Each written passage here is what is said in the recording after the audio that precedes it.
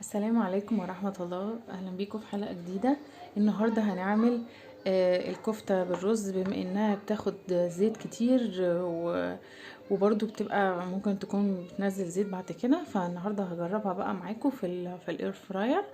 اهي الاير فراير بتاعتي اهي. انا صبعت الكفتة طبعا وايه بدهنة زيت.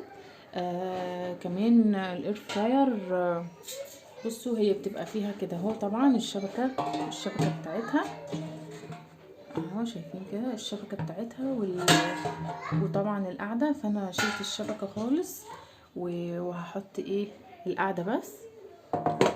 فتعالوا نشوف كده هنعمل ايه.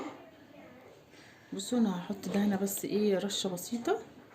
ايه ببقى حاطة كده زيت في بخاخة، وايه هرش رشة بسيطة كده في الارضية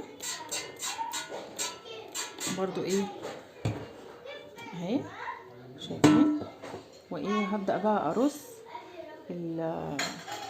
الكفتة.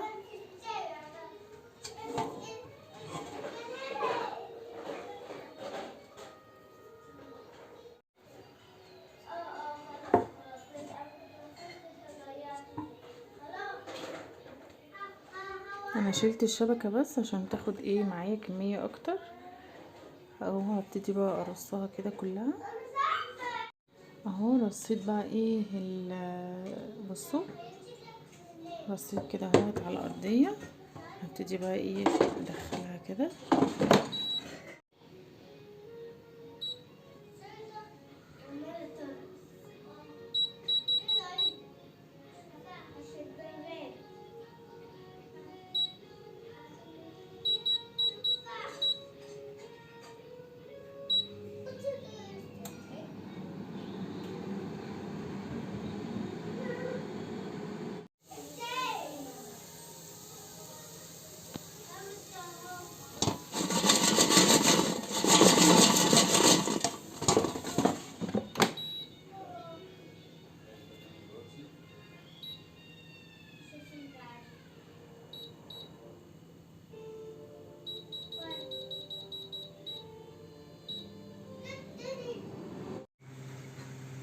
اهو ده كان شكلها بقى النهائي.